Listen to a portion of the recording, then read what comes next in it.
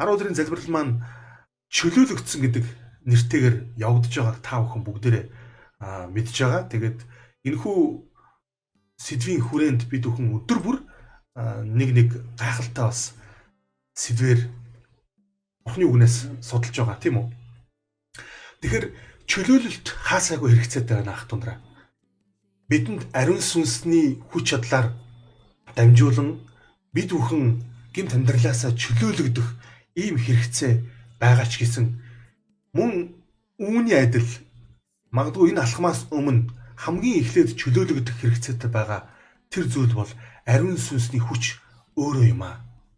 Тэр ариун сүнсний хүчийг чөлөөлөх, сул тавих ийм шаардлага өнөөгийн итгэгчдэд яалтчгүй тулгарсан байна.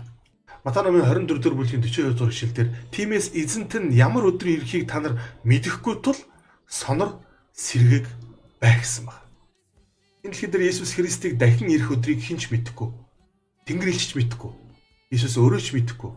Харин сударт үгүйснээр зөвхөн Бурхан эцэг л мэднэ гэж ингэж хэлсэн байдаг тийм үү? Тэгэхээр яалтчгүй энэ үйл явдал бидэнд surprise болно гэсэн үг. Үнэхээр биднийг гайхшруулах, үнэхээр биднийг алмааруулах, үнэхээр биднийг дуу алдуулах ийм гайхалтай гинтийн үйл явдал байх болно. Тэгэхээр яг биднийг гайхшруулах, бидний үнэхээр одоо бидэнд гинтийн бэлэг болох тэр мөчөд бүгдээрээ Есүстэй уулзцаая гэж. Ингэж өнөөдөр бид бүхэн залбирах гэж байна. Ингээд та бүхэн надтай хамтдаа залбирал хийцгээхгүй юу? Та бүхэнд харагдаж байгаа энэ залбирлыг, богинохон залбирлыг та надтай хамтдаа яг одоо зүрх сэтгэлдээ амандаа хэлээрэй. Хамтдаа залбирцгаая. 1 2 3 И. Эзэн Есүс тантай тун утгагүй уулзахад зүрх сэтгэлийг минь бүрэн бэлтгэж өгөөч. Амен. За ингээд Үлс номын 1-р бүлгийн 9-11 ишлэл бол өнөөдрийн бидний судлах гол түүх байгаа. Тэр ийхүү айлдсны дараа тэднийг харж байхад нь дээш өргөгдөж үүлэнд орж тэдэнд харагдахгүй алга болов. Түүнийг одохыг харж тэнгэр өөд гөлрөн байсан тэдний хажууд цагаан өмсгөлтөө 2 хүн зогсоод хэлсэн нь Галилийн ирчүүдээ юунд та нар тэнгэр ширтэн зогсно вэ? Та нараас өргөгдөн тэнгэрт аваачигдсан энэ Есүс нь та нарын түүнийг тэнгэр өөд явсныг нь харсан лугай адил тийм буцаж ирнэ гэвэ. За өнөөдөр бид бүхэн Үлс номынхаа 1-р бүлгийг үргэлжлүүлэн бас судалж байна.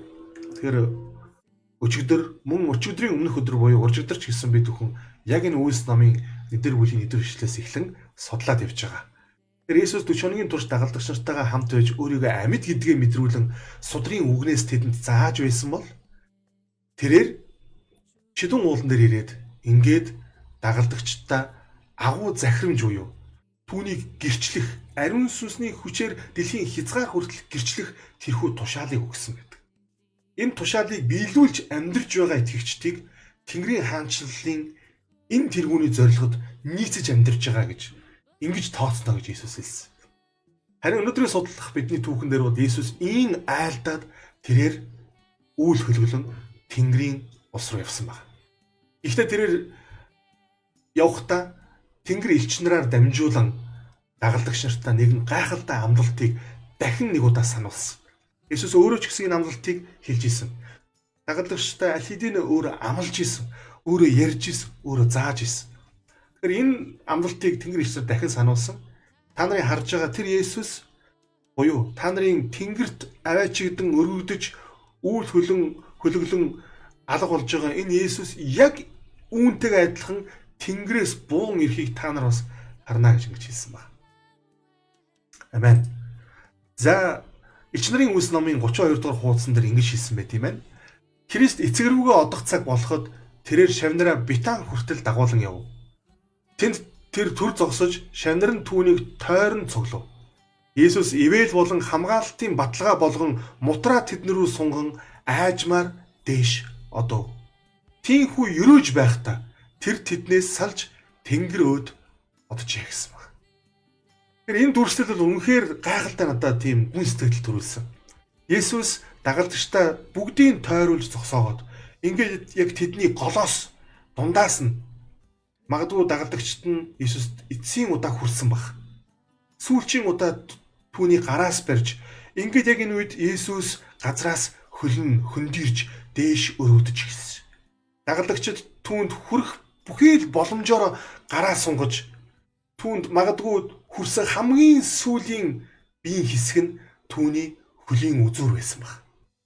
Ингээд Иесус дагалдагчдаа гараа сунган хэдийгээр агаар мандал дээр тэднээс алсан одож холдож байсан ч гэсэн харагдахгүй боллоо буюу тэрээр алсран үүлэн нундуур орж алга болон болтлоо тэдэн рүү ивэлийн хамгаалтын мутраа сунгаж байсан гэж ингэж дүрсэлж хийсэн байна.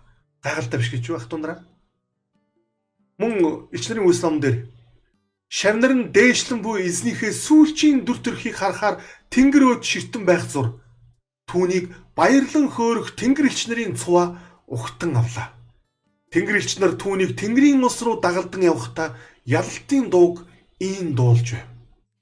Дэлхийн хаанчлалуудаа бурханд дуулагтун, эзэнд магтан дуулагтун, эртний үеийн дээд тэнгэрүүдийг хөлөглөгч түүнд дуулагтун, харагтун, тэрээр сүрлэг дуу хоолоогоор айлддаг, хүч чадлыг бурхных гэж үз.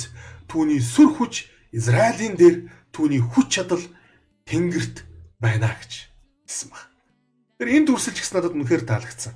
Яг л Иесус дагалдагчтаасаа салаад тэнгэрт тэрээр уусан алга болох тэр үед түүнийг тэнгэрийн гайхамшигтай ер бусын бүтээлүүд болох тэнгэр элч нар ухтан авч ингээд Иесустэй хамт тэнгэрийн улсын тэр хаалгаар орж ингээд эцгийн өмнө 90 эртэл тэнгэр элч нар тэнд ялалтын дуу дуулж байсан гэж ингэж хэлсэн байна. Мөн элчнэрийн үс номын 33 дахь хуудсан дээр Христийн дахин ирэлтийн амлалт түүний шавнарын оюун санаанд үргэлж шинээрээ байх ёстой байваа гэсэн байна. Энэ дахин ирэлтийн амлалт бол үлгэр домог биш. Эсвэл хууш яриа биш. Эсвэл зүгээр нэг онол сургаал биш. Харин үргэлж өдөр бүр бидний оюун санаанд цоо шинээрээ байх ёстой ийм амлалт юм ах тундраа. Тэдний тэнгэр өөд одохыг нь харсан тэрхүү Есүс энэ дэлхий дээр түүний үйл хэрэгт өөрсдийгөө бүрэн зориулсан хүмүүсийг өөртөө авахар дахин ирэх болно. Харагтун үеийн төгсгөл хүртэл би та нартай үргэлж хамт байх болно хэмээн тэдэнд амласан тэрхүү дуу хоолой тэднийг Тэнгэрлэг хаанд улс дахь өөрийн оршихуйд тавтаа морилохыг урих боллоо гэсэн байна. Йоо, ямар гоё бичээ вэ те ах дундраа. Үнэхээр гайхалтай. Тэгэхээр Есүсийн энэ дэлхий дээр биеэрээ байхдаа хамгийн сүүлд айлдсан үг бол Матай номын сайн мэдээний одоо хамгийн сүүлийн 28 дахь бүлэг дээр өгүүлснээр бол Есүс би та нартай үеийн төгсгөл хүртэл үргэлж хамт байх болно гэж хэлсэн. Тэгэхээр энэ бол Есүсийн яг өөрөө биеэрээ байхдаа хамгийн сүүлд айлдсан үг нь. Тэгэхээр яг энэ дуу хоолой, энэ үгийг айлдсан, энэ амлалтыг айлдсан тэр дуу хоолой биднийг Тэнгэрийн улсдаа тавтаа морилохыг өөрийн дуу хоолойгоор урих болно гэж хэлж шүү дээ. Ямар гайхалтай амлалт байх түнраа. Тэгэхээр энэ ерөөлт найдрыг бүгдээрээ тисэн ядан хүлээцгээе. Амен. Есүсийн дахин ирэлтийн энэ амлалт бол өдөр бүр бидний зүрх сэтгэлд шинэ байх ёстой юм шүү. Шинээрээ байх ёстой юм шүү ах түнраа. Амен. Есүстэй уулзахад бүгдээрээ өөрсдөө бэлтгэцгээе. Есүс Иохан номын 14 дугаар бүлгийн 1-3 дээр хэлэхдээ та нар зүрхээ бүү зовоо. Бурханд итэг мөн надад итэг. Миний эцгийн гэрт орон байр олон бий. Хэрв тийм биш байсан бол би та нарт хэлэх байсан гэж хэлсэн. Хэлэх байсан. Би явж би та нарт орон байр бэлтгэхэр явна. Харин би явж та нарт орон байр бэлдвэл дахин ирж та нарыг өөртөө авнаа. Би хаан байна. Та нар мөн тэнд байх болно гэж хэлсэн баг. Тэрээр хүмүүн төрхийг сонгосон сонголт нь хүн төрлөختний төлөөх мөнхийн сонголт байсан юм а. Тийм учраас тэрээр Тэнгэрийн улс руу өргөгдөхдөө хүмүүн төрхөөр өргөгдсөн. Бурхны сэнтийн өмнө тэдний анд нөхөр аврагч хിവэр байгааг. Тэдгээр Иесус биеэрээ Тэнгэрийн улсад очиж Бурхны сэнтийн өмнө Бурхны баруун гартаар заларсан ч гэсэн тэрээр стил Өнөөдөр ч гэсэн бидний анд нөхөр аврагч хിവэрэ байгааг. Түүний инэрл нэгүсэл өөрчлөгдөөгүй зовж шаналж буй хүн төрлөختөнтэй үрд холбоотой байх болно гэдгийг тэд буюу дагалдагчид нь мэдэж байваа. Өөрийн урсгасан цусыг эцгийн өмнө өргөн барьж аварсан хүмүүсийн төлөө төлсөн золиосын нотлогоо болгон шархатсан гар хөлөө үзүүлж байгааг тэд мэдэж байсан бөгөөд энэ бодол нь түүний төлөөх хавчлагыг твчих хүч чадлыг дагалдагчдад өгсөн юм а гэсэн ба. Есүстэй үүсгэсэн тэдний холбоо түүнийг биеэрээ байх үеийнхээс ч илүү хүчтэй болсон байлаа. Дотор нь орших Христийн гэрэл, хайр, хүч чадал тэднэр дамжин гэрэлтэж үүнийг нь харсан хүмүүс гайхан биширч байваа гэж. Амен. Ямар гайхалтай үйл вэ те? Тэр дагалдагчдын хувьд тэд яагаад итгэл найдвартайгаар Есүсийн төлөө амиа хүртэл зориулахад бэлэн түүнийг гэрчилж ийсэн бэ гэхээр Есүс буцаж ирнэ. Яагаад гэвэл тэр хүн төрлөختөнтэй мөнхийн холбоог байгуулсан. Тэгээд өнөөдөр ч гэсэн Есүс Тэнгэрийн улсад эцгийн өмнө биднийг төлөөлж байгаа гэдэг ийм итгэл найдвартай байсан юм аа гэж ингэж хэлсэн байна. Амен. Тэр бүгдээ хамтдаа энэ өглөө энэхүү сайхан амлалтыг барин Иесус хамтдаа залбирцгаая. Энэ залбирлыг хийхдээ та бүхэн надтай хамтдаа чин сэтгэлээсээ та бүхэн их эзэнд хандаж яг одоо хийж байгаа зүйлээ түр орхиод энэ залбирлыг бас надтай хийхгүй юу гэж хүсэж байна. Хамтдаа залбирцгаая. 1 2 3 Эзэн Иесусээ таны дахин ирэлтээр тантай нүүр тулан уулзахад өөрийгөө бэлтгэх чин сэтгэлийн шийдвэр гаргахад надад туслаач. Миний эргэн тойронд байгаа хүн бүрийг эзэн Есүс таны дахин ирэлтэд бэлтгэхийн тулд ариун сүнсний хүчийг надад өгөөч. Амен. Амен. Амен. Юутай гайхалтай амлалт байх дүүнраа. Тэнгэр заагдан тэр ирнэ. Тэртээ холоос Есүс ирнэ. Та тэгвэл аврагдана. Та твч тэгвэл ялна. Өнөөдөр өглөө бидний сонссон дуу бол ийм сайхан шүлэгтэй, ийм магтаал байсан, тийм үү? Тэгэхээр бүгдээрээ хамтдаа өнөөдрийн туршид бидэнд дахин ирнэ хэмээх тэр гайхалтай амлалтыг өгсөн их эзэн рүү бүгдээрээ анхаарлаа хандуулцгаая. Их эзэнд бүгдээрээ найзцгаая. Тэгээд бүгдээрээ өөрсдөөсөө асууцгаая. Та Есүсийн дахин ирэлтэнд бэлэн байна уу? Та Есүстэй уулзахад бэлэн байна уу? Тэгэхээр өнөөдөр бүгдээрээ энэ 24 цагийн чаленжийг яг одоо харцгаая. Дэлхийн сүмийн бүхэл итгэгчдэр өнөөдөр энэ чаленжид нэгдэж байгаамаа. Өнөөдөр бүгдээрээ Есүсийг дахин ирэхэд буюу түүнтэй биечлэн уулзахад бэлэн байхын тулд Есүстэй тогтоосон миний харилцаанд, хувьчилсан харилцаанд яг юу дутагдж байна вэ? Та энэ асуултыг өөрөөсөө асуугаач. Есүстэй уулзах тэр уулзалт, Есүстэй нүрээрээ уулзах тэр хувь тохиол таны хувьд үнэхээр цочирдум ийм мэдээ байх уу? Эсвэл та хэдийнэ өдөр бүр уулздаг тийм мэдрэмж, тийм гайхалтай харилцааг тогтоож гисэн учраас Есүстэй дахин нүрээрээ уулзах үед ямар ч айдас, ямар ч санаа зовнил, ямар ч сандрал, мэгдэл байхгүйгээр харин баярын нулимстайгаар удаан уулзаагүй найзтайгаа удаан уулзаагүй тэр дотны нэгэнтэйгээ та онлайнаар холбогдож байгаад тэгээд биечлэн уулзах тэр мэдрэмжийг авч байгаа мэт тийм дотн та Иесустэй уулзах уу? Та өнөөдөр өөрөөсөө энэ асуултыг дахин асуугаарай. Ингээд өнөөдрийн 24 цагийн чаленж бол та Илчилт номын 22 дугаар бүлгийн 7, 12, 20 дугаар ишлэлүүдийг та уншиж бас бясалгах ёстой. Хэрвээ Бурхан танд ямар нэгэн зүйл хийх сэтэл төрүүлэх юм бол түүнтэй тогтоосон харилцаанд тэрхүү алхмыг өнөөдөр заавал хийгээрэй. Та магадгүй өнөөдөр Бурхантай тогтоосон хувийн харилцаанд онцгой дахин нэг шинэ алхмыг хийхийн тулд танд бурхан ямар нэгэн одоо зүйлийг сануулж магадгүй. Юу ч байж болно. Хамгийн гол нь та их эзэн дотор тэрхүү онцгой бурхантай тогтоосон хувийн харилцаагаа улам илүү Иесустэй дотн болгохын тулд та ямар нэгэн алхмыг хийгэрэй л гэсэн үг. За ингээд өнөөдрийн үгийн цаг маань энэ хүрээд өндөрлөж байна. Ямар тач бүгдээрээ хамтдаа эзний бидэнд айлдснаар эзэн минь ямар өдөр ирэхийг бид нар мэдэхгүй учраас үргэлж сонор сэргэг сэрэмжтэй байх хэрэгтэй гэдэг. Энэ дуудлагыг, энэ амлалтыг, энэ анхааруулгыг, энэ сануулгыг бүгдээрээ дахин өнөөдөр санацгаая.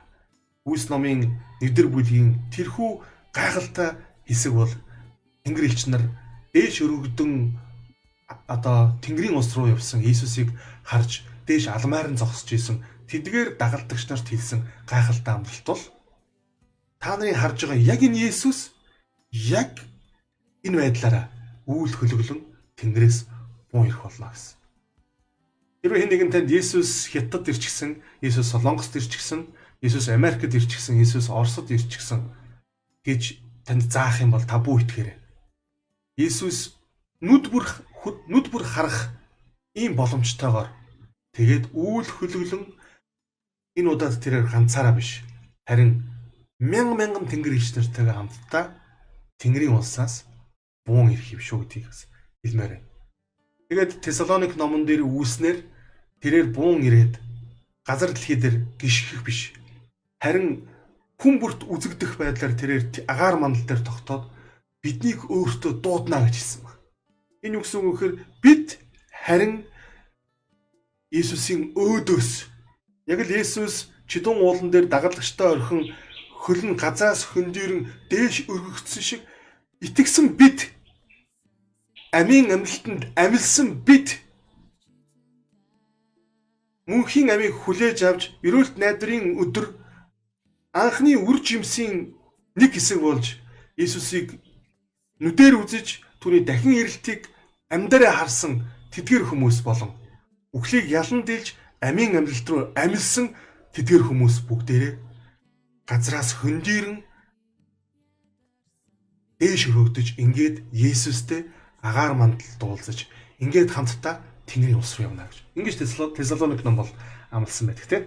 За ингээд сумжруулаад номлоод байвал номлоод авах юм шиг байна. Бүгдээрээ ямарсан нүрээд үгийн цагаа өндөрлүүлчихье. Бүгдээрээ үгийн цаг талархаж яг одоо надтай хамтаа залбирцгаахгүй юу. Их эзэн бурхан минь таньд дахин талархъя. Өнөөдөр өглөө бид таныг дахин ирнэ гэж амласан тэр гайхалтай амлалтын төлөө талархаж байна. Эзэн минь та бидэнд би иргэн ирэх болно гэж хэлсэн. Тийм учраас өнөөдөр ч гэсэн бид зүрх сэтгэлээрээ танийгаа өөрсдийн амьдралдаа дахин нэг удаа урьж байна. Та ирээч. Та өнөөдөр бидэн дээр ирээч. Яг бидний тантай өнгөрүүлж байгаа чимээгүй цаг, хувийн залбиралд минь та ирээч эзэн минь. Энэ мэдрэмжийг өдөр бүр дахин мэдрэхэд та туслаач. Яг л та дахин биеэрээ ирж байгаа мэт тийм тод томруунаар, тийм бодитоор, тийм гайхалтай мэдрэмжээр та бидний залбирал донд та бидэнтэй яриач. Та дуу хоолойгоо бидэнд сонсгооч. Та амлалтаа бидэнд дахин сануулаач. Ингээд тантай уулзсан, таныг мэдэрсэн энэ мэдрэмжийг бид дахин авснаар бид тантай ерөөлт найдрын өдөр нүүр нүрээрээ уулзах үед тэр дахин эрэлтийн өдөр бидний хувьд айдас биш, сандрал биш. Харин баярын өдөр болоосаа гэж үнэхээр чинслээсээ хүсэж байна. Тийм учраас өдөр бүр тань дотор бид чин сэтгэлээсээ өөрсдийгөө даруусгаж, гимшиж, хэм нүглээ намжлан тэгээд тантай амьдралынхаа бүхий л сайхан хийгээд асуудал бэрхшээл, талархал ивэл хийгээд гэрчлэл уйтаргуныг зовлон хийгээд нулимсааш танаас нуулгүйгээр тантай хуваалцах ийм гүн дотн хувьчилсан харилцааг хайртай хэзэн тантай холбогдох, үүсгэх энэ боломжийг хүн бүрт өгөөч санаас гойж байна. Аваа биднийг хайрладаг таны хязгааргүй мөнхийн хайранд талархъя. Таны нэгүсэл, таны өршөөлд талархаж байна эзэн. Халелуя Иесус. Та хурдан ирээч. Та бидний үед ирээч. Энэ үед бидэнд үзэгдээч эзэн минь. Алдраа бидэнд харуулаач. Иесусийн нэрээр амен.